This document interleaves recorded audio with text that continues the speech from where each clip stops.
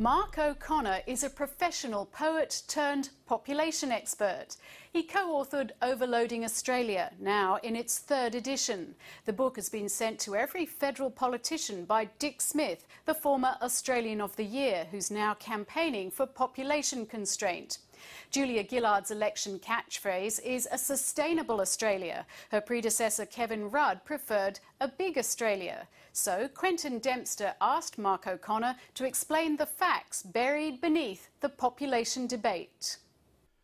Mark O'Connor, thanks for talking to 1+1. The international community now recognises the impacts, including species extinction through the destruction of biodiversity. So what is the Earth's sustainable human carrying capacity? Depends whether you want other species to exist as well. But if you just wanted, a human feedlot, perhaps double. At most it's hard to see double the present, which is close to 7 billion. The UN is hoping we might peak at 9 billion, but the less attractive variant is that it might be 12 billion. The problem is that it's not just those extra billions of people, it's that before they're content, they would all need to be moving up to the sort of lifestyle that most of us now have in the richer countries. So if everyone had the sort of Australian or American lifestyle and we got to just 9 billion, it's been calculated it would be the equivalent of roughly 12 times the present load on the planet. And it's very dubious if the world systems can stand that. There's a term that's emerged in the debate in Australia. It's called Ponzi demography. Mm-hmm. Do you subscribe to that? Yes, it actually comes from one of the world's most eminent demographers, Joseph Chamey, the former head of the UN's population division, who says that there's this kind of Ponzi demography where you advocate, for instance, building up more people to pay for the old age pensions of those you've already got. And that's a classic Ponzi scheme.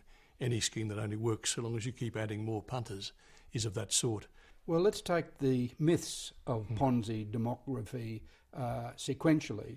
This ageing myth. Why is it an ageing myth? Because it sounds plausible that as the population ages, we need more young tax-paying earners, income earners, to sustain us. It's a great myth, and it really gets through to people because, are you afraid of ageing, Quentin? Well, I am, because ageing is what's going to kill all of us unless something else gets in first. And the spin doctors know that people are frightened of their own personal ageing, and they think they can get them to transfer it to society, having more old people, which they refer to as an ageing population. But in the first place, we have just a perfectly normal demographic transition in Australia. Time was when we had a vast excess of people who were in under 20 or under 40, and very few people, and that was because great-grandpa and great-grandma had a huge family, and probably so did grandma and grandpa. As a result, you have these very large populations of young people. If they then have just 2 children each, that doesn't keep the population stable. It means that another very large generation is born, while a quite small generation of great-grandparents vanishes. But we are now fortunately getting past that. We've had 32 years of women actually averaging a little under, or sometimes a fair bit under, 2 children each. As a result, we're getting fairly even-sized generations. Okay, let's talk about prosperity is only achievable through economic growth. Mm-hmm. And you can't get economic growth, particularly in a country like Australia, unless you have population growth. Broaden the consumer market. That's also a plausible argument, is it not?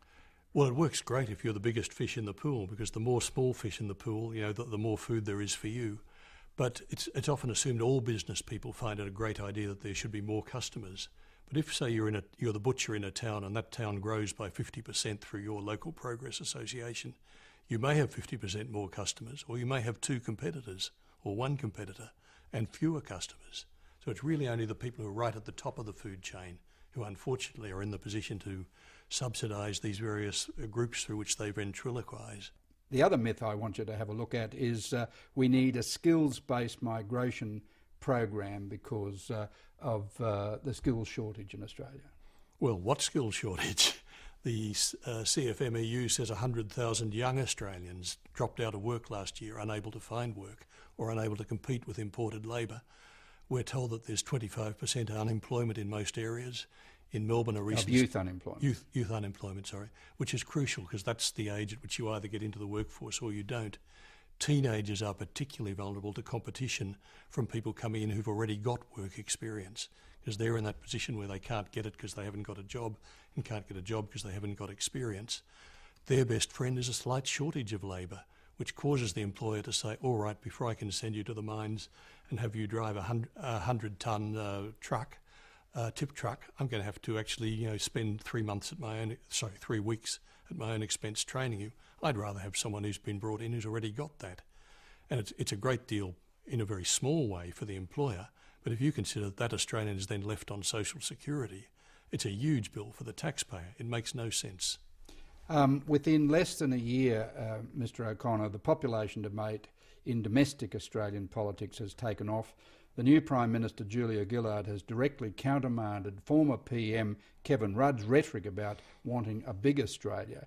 She's changed the name of the ministry from population to sustainable population, but why do you remain sceptical? Well, I don't necessarily. I mean, it's so soon after she's come in as yet that it's great to see a change in the rhetoric. And wonderful to hear a Prime Minister talking of sustainable population and even having a minister for it. Now, these were once ideas that had no credibility, that you couldn't get taken seriously in the media, and I worked on them for 20 and 30 years, as did my friend Judith Wright, Senator John Coulter. So many people gave their all, and it was like pushing against a locked door. You got nowhere. Suddenly, at least it's on the agenda, it's reputable. Well, what's the carrying capacity of Australia?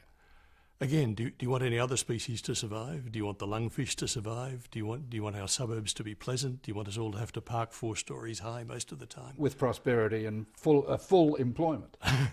Yeah, I would say in terms of how many we could feed, we're currently feeding about 60% more than we're actually living here. And that sounds good until you realise that we have to import the fuel and the fertiliser, because fertiliser, of course, is made out of fuel.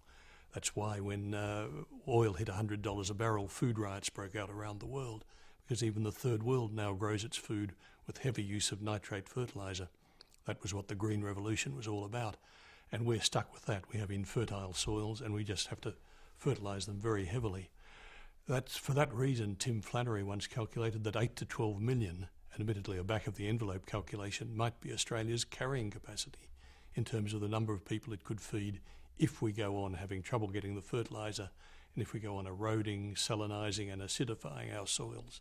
Now, you can have more optimistic scenarios, but how big a chance do you want to take? With the survival of other species. Oh, if you want them to survive, then that's an even further constraint. But if you look at present, we're currently growing at 2% a year, according to the Australian Bureau of Statistics.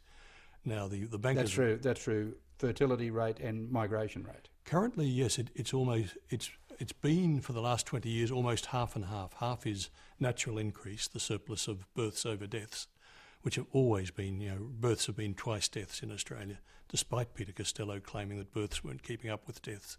An absolute lie that he got away with. They're twice deaths. And also we have what we call net migration, the surplus of immigrants over emigrants. But the future scenario is that as we get to these even-sized generations, there won't be more than another 1 or 2 million added by natural increase, perhaps over the next 20, even 50 years. Might even go negative eventually. And that actually enables us to fine-tune our future population. If we've got, say, 50,000 net migration, that is immigrants over emigrants coming in, and slightly less than 2 children per woman, we can keep the population fairly level without any particular constraint, allowing people to have what number of children they want. So what policy levers must government pull to secure that? Migration rate is one lever. Migration rate is an obvious one. 70,000 a year, I think. Yeah, and currently it's been more like 300,000 a year. So, I mean, that's just in the last few years after first Howard and then Rudd pushed it up. Howard was very cunning. He kept pushing migration up, but then he would monster a few asylum seekers and then be savagely attacked from the left and called anti-immigrant. And he just knew how to play with people's heads like that. They didn't realise that refugees are just a trivial fraction of our immigration intake.